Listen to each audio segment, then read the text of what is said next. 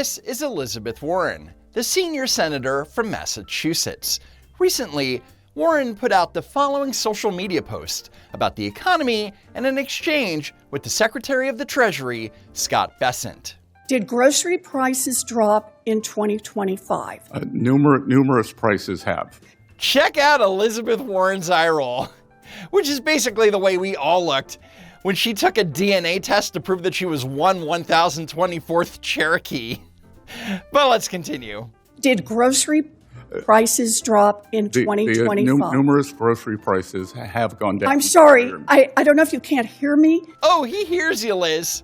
Dogs in the next county can hear you. Did grocery prices drop in 2025? Numerous grocery prices have gone down.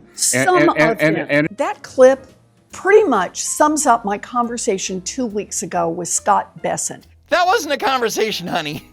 You asked a question, Scott Bessent started giving a truthful response, and you kept cutting him off because facts would get in the way of your grandstanding.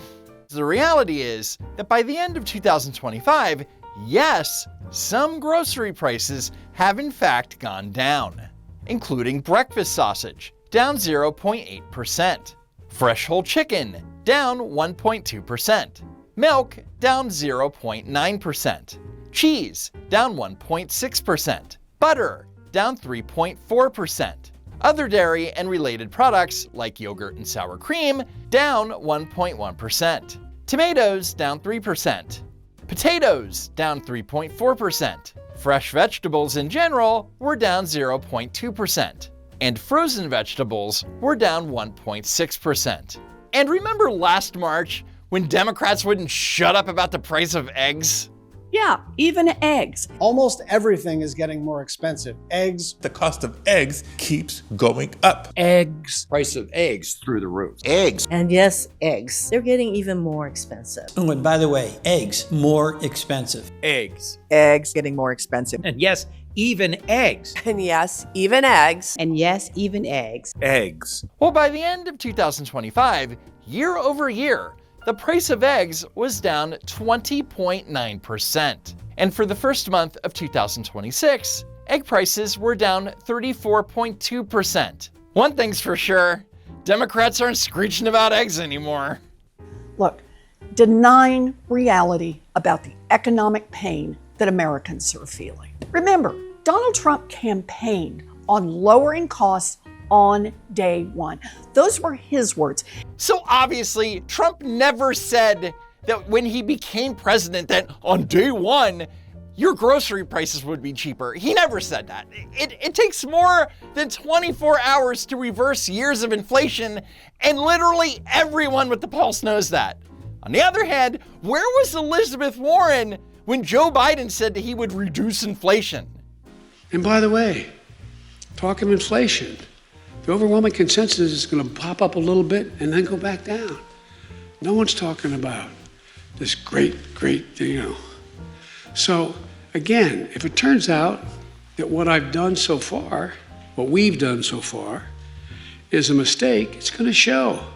The vast majority of the experts, including Wall Street, are suggesting that it's highly unlikely that it's going to be long-term inflation that's going to get out of hand. We will, in fact, reduce inflation. And a year later, in August 2022, grocery price inflation would rise to a 40-year record high of 13.1%. And overall, grocery prices rose 23.3% during Joe Biden's term. Here's Senator Warren criticizing President Biden's response to inflation. Yeah, I'm kidding. She never did. But he broke his promise and instead drove those costs up. Families paid $150 more for groceries in 2025 under Donald Trump. $150 more for groceries over the course of an entire year? That's an average of $12.50 a month. Damn you, Donald Trump! But seriously, let's put this in perspective. According to the United States Department of Agriculture, in January 2025, a family of 4, 2 adults and 2 children, on a moderate budget, spent an average of $1,376 a month on groceries. 11 months later, they were paying $1,409. That's $33 more than they were paying 11 months prior.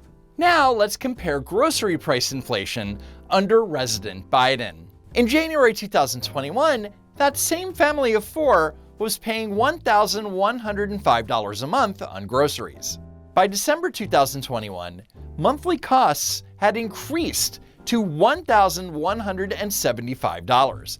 That's $70 more compared to the month that Biden took office. By December 2022, they were paying $210 more a month. By December 2023, they were paying $233 more per month. And by December 2024, they were paying $257 more per month. So Elizabeth Warren is complaining that under President Trump, families are paying an extra $150 a year for groceries, but didn't say anything when those same families under President Biden were paying hundreds more a month. Why? Because when the economy is bad under a Democrat, it's different.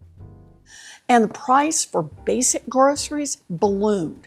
In 2025, coffee prices went up 29%. The price of coffee was up, but she's lying about the percentage increase. I know you're shocked. According to the Bureau of Labor Statistics, in December of 2025, the price of coffee in general was up year over year by 19.8%. Roasted coffee was up 18.7%. Why? Mostly because Brazil faced its worst drought in 70 years, followed by erratic rains and frost, which severely damaged coffee trees. Turns out, Donald Trump doesn't control the weather, at least not in South America. Beef prices went up 21%. Fact check false. By the end of 2023, the price of beef and veal was up 16.4% year over year. But this isn't Trump's fault either. In 2025, cattle inventory dropped to its lowest level since 1951. And a parasite outbreak led to trade restrictions on live cattle from Mexico. Since Mexico typically provides about 20% of US beef imports, this cut off a vital safety valve for supply. Or should Trump just let in a bunch of diseased cows in favor of cheaper prices? Orange juice prices went up 7.6%. Orange juice prices rose in 2025 thanks to citrus greening disease and hurricane recovery, which decimated local groves in Florida. And the reality is that orange juice prices have been rising since 2021. In fact, prices rose 83.3% under 4 years of President Biden, 45.7% in 2024 alone.